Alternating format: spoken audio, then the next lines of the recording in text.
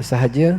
Yuran ini adalah untuk kos pengurusan termasuk makanan, insurans perjalanan serta infak kepada tabung makam ziarah. Untuk makluman para jemaah, perjalanan ziarah makam kali ini lebih menarik kerana selain dapat ziarah dan bertawassul di makam para wali Allah, kita juga akan mendapat beberapa manfaat lain. Antaranya ialah kita akan menelusuri sejarah awal perkembangan Islam di bumi Terengganu yang akan dibimbing oleh penceramah Ustaz Sabri bin Mamat. Kita juga akan merasai pengalaman berada di kawasan awal perkembangan Islam di negeri Terengganu, dan kita juga akan merasai pengalaman meredah sungai Terengganu dengan bot untuk menuju ke tempat yang bakal memberikan keinsafan kepada kita, dan juga akan mendengar dan melihat peristiwa persembahan istimewa daripada lagu keinsafan secara live untuk oleh kumpulan dendang anak yang biasanya dipasang di corong radio Terengganu FM kita. Penyertaan terhad untuk 30 orang sahaja. Jadi jika mana-mana jemaah yang berminat, bolehlah berjumpa dengan imam dan atau Bilal untuk pendaftaran, insya-Allah. Maklumat yang kedua, mohon tuan-tuan jemaah sekalian war-warkan kepada orang rumah masing-masing, anak-anak perempuan ataupun saudara mara perempuan, pada petang ini selepas solat Jumaat jam 3 petang akan diadakan program klinik hawa untuk para muslimat. Pengisian petang ini adalah berkaitan tajuk yang sangat menarik, iaitu Sayyidatina Asiyah binti Muzahim. Ini wanita hebat berhati kental yang akan disampaikan oleh Ustaz Sabri Mamat. Ini pengkuliah mahir dalam bidang sejarah Islam bertempat di Anjung Sayyidatina Aisyah, sebelah belakang sana, insya-Allah. Maklumat yang ketiga, untuk para jemaah yang bercadang untuk menunaikan ibadah umrah dan telah ada bajet yang cukup, jadi pihak masjid membuka peluang untuk mendaftar perjalanan umrah anda bersama pihak masjid yang akan diadakan pada 16 Januari 2025 sehingga 26 Januari 2025 bersama pengurusi masjid kita, iaitu Yang Mulia Datuk Dr.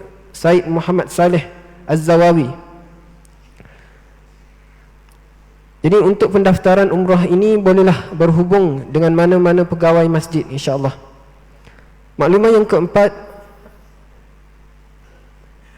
tabung Palestin ada disediakan oleh pihak Masjid Abidin bagi mana-mana jemaah yang ingin menyumbang, bolehlah berbuat demikian. Tabung disediakan di sebelah belakang, sebelah pintu masuk perempuan dan sebelah pintu masuk lelaki, sebelah kanan masjid, insya-Allah. Pengumuman yang kelima, mengenai hebahan menyertai majlis tilawah Al-Quran dan hafazan peringkat negeri Terengganu Darul Iman 1446 Hijrah 2025. Sukacitanya dimaklumkan Jabatan Hal Ehwal Agama Terengganu akan melaksanakan majlis tilawah Al-Quran peringkat negeri Terengganu bermula 21 hingga 23 Januari 2025 bertempat di Dewan Arena Square Dungun Terengganu.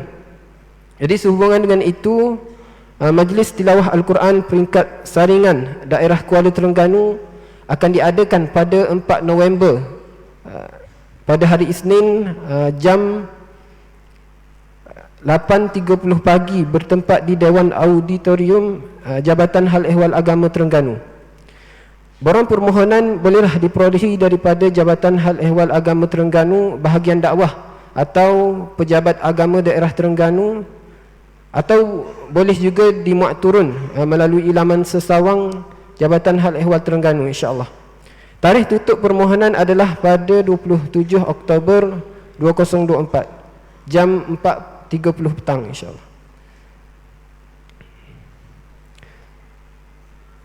Makluman yang keenam, khatib bertugas pada hari ini ialah Ustaz Muhammad Akhari bin Ghazali, manakala imam yang bertugas adalah Syekh Muhammad Abdul Hamid Kulaib, dan manakala imam yang bertugas adalah Yang Mulia Ustaz Cikgu Ahmad Amzar bin Cikgu Azmi. Wallahu alam. Assalamualaikum warahmatullahi wabarakatuh.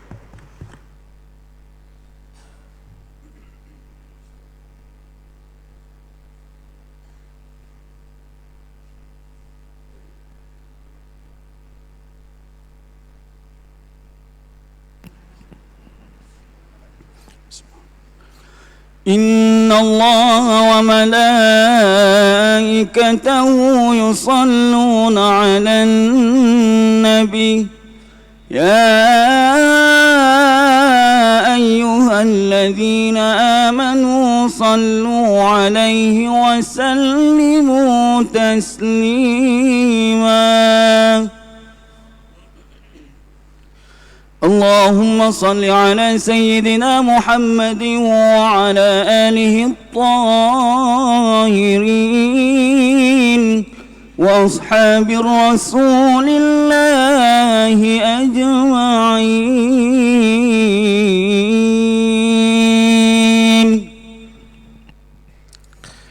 السلام عليكم ورحمة الله وبركاته. الله أكبر الله أكبر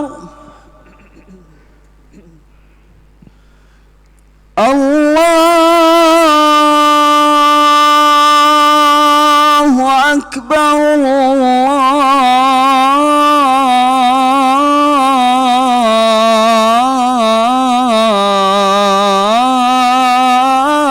الله أكبر أشهد أن لا إله إلا الله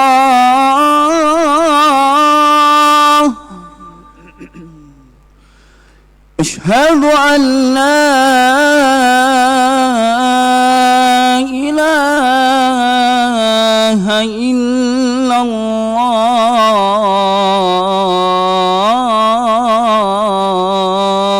الله أشهد أن محمدًا رسول الله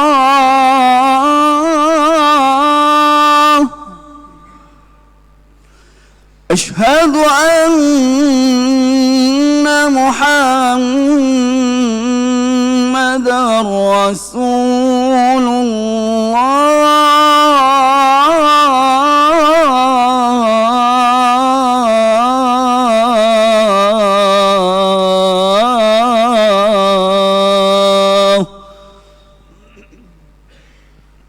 حي على الصلاة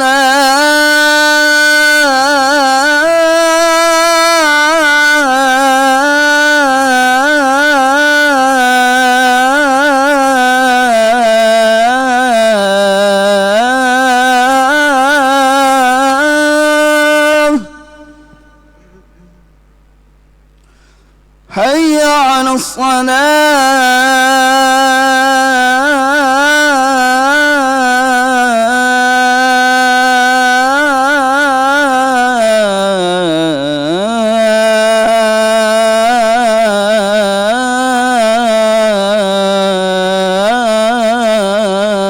الصلاة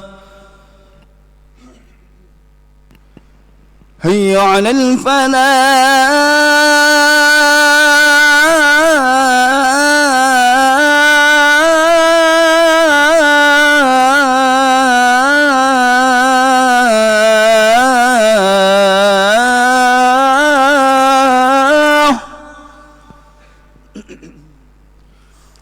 حي على الفلاح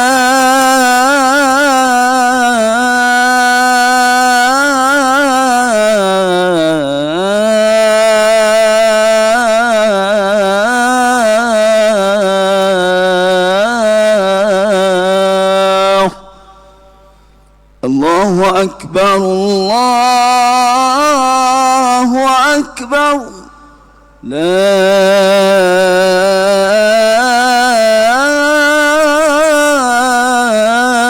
إله إلا الله.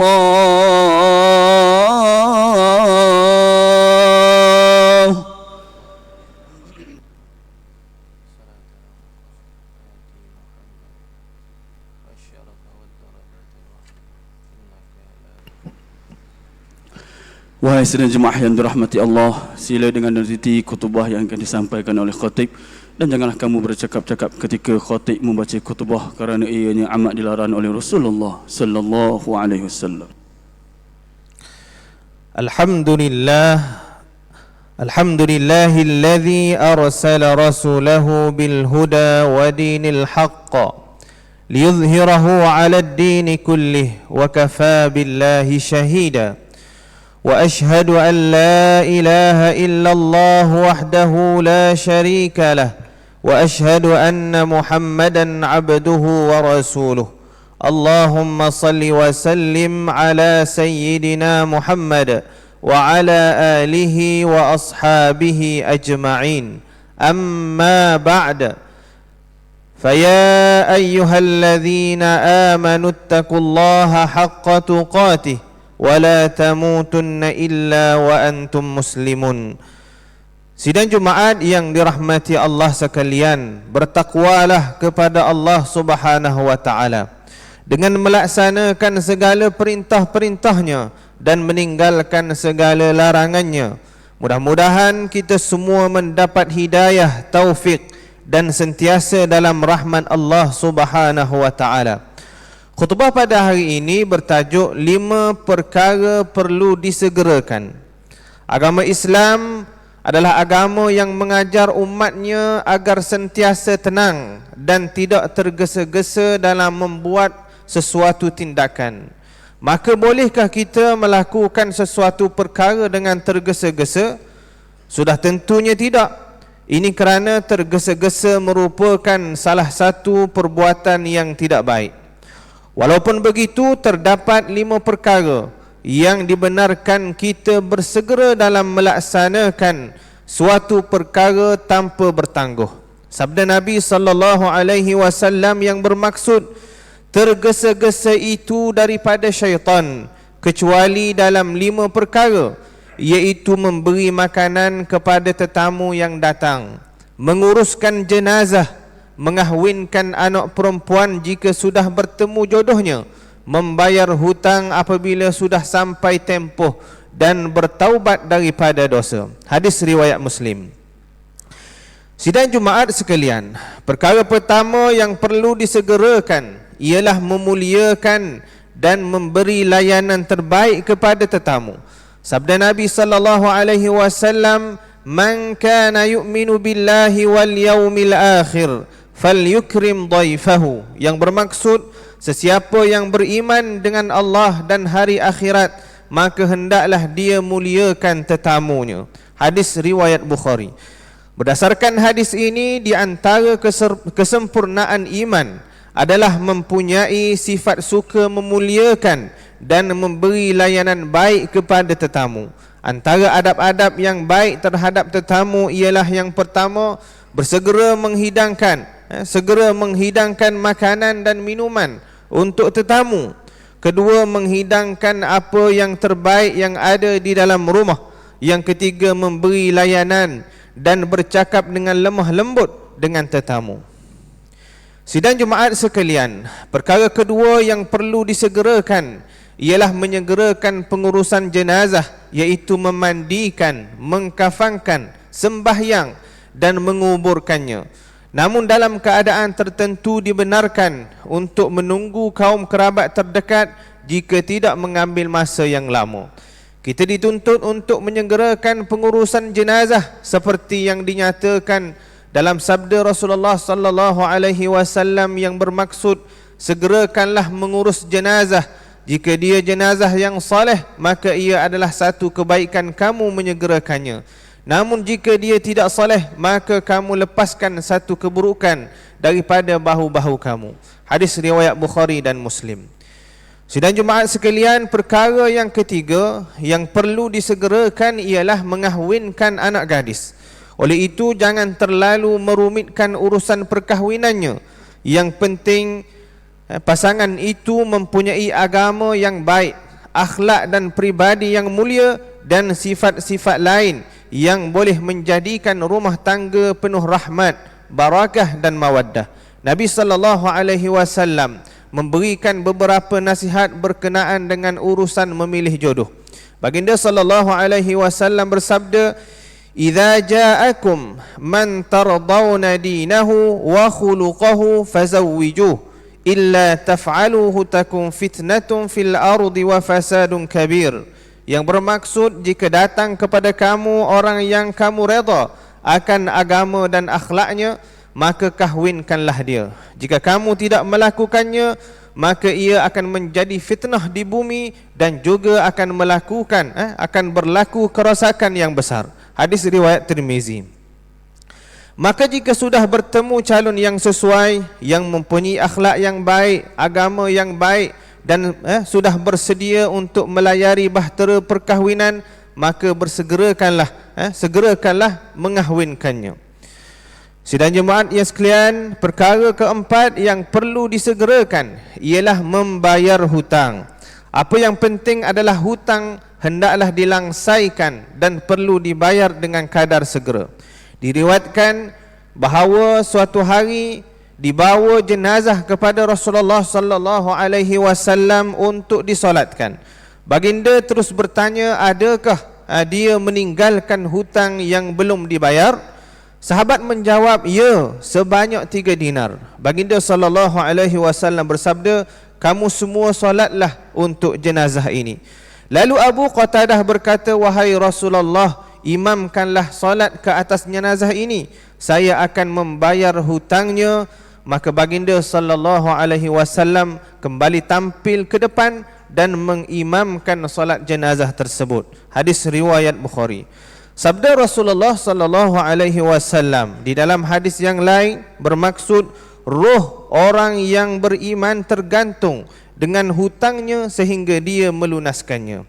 Hadis riwayat Tirmizi. Sidang Jumaat yang dirahmati Allah sekalian, perkara kelima yang perlu disegerakan ialah bertaubat daripada dosa.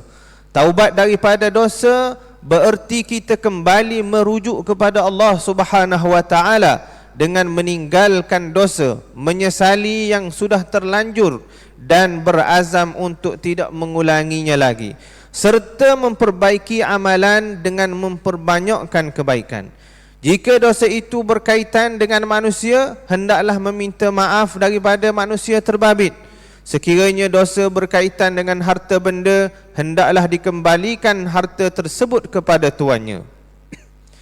Sabda Rasulullah sallallahu alaihi wasallam yang bermaksud orang yang bertaubat daripada dosanya adalah seperti orang yang tidak mempunyai dosa. Hadis riwayat Ibnu Majah. Sidang Jumaat yang dirahmati Allah sekalian, bagi mengakhiri khutbah hari ini, marilah kita mengambil iktibar dengan menyegerakan 5 perkara yang sangat penting ini agar kita tergolong dalam kalangan as-sabiqun. A'udzubillahi minasyaitonir rajim. Was-sabiqun as-sabiqun ulaikal muqarrabun fi jannatin na'im. Yang bermaksud dan orang yang telah mendahului, yakni dalam mengerjakan kebaikan-kebaikan di dunia, yang akan mendahului, yakni mencapai balasan di akhirat kelak. Mereka itulah orang yang didampingkan di sisi Allah, tinggal menetap di dalam syurga yang penuh nikmat. Surah Al-Waqi'ah ayat 10 sehingga 12. Barakallahu li wa lakum fil Qur'anil azim wa nafa'ani wa iyyakum bima fihi minal ayati wadh-dhikril hakim wa taqabbalallahu minni wa minkum tilawatah innahu huwas samiul alim. Aqulu qawli hadha wa astaghfirullahal azim li wa lakum wa lisairil muslimina wal muslimat wal mu'minina wal mu'minat. فيا فوز المستغفرين ويا نجاة التائبين. آمين آمين يا موفق الطائعين وفقنا لطاعتك أجمعين وتب علينا وعلى المسلمين واغفر ذنب من يقول أستغفر الله العظيم ونستغفر الله العظيم. الحمد لله رب العالمين وأشهد أن لا إله إلا الله وحده لا شريك له وأشهد أن سيدنا محمدا عبده ورسوله. اللهم صل وسلم وبارك على سيدنا محمد وعلى آله وأصحابه أجمعين.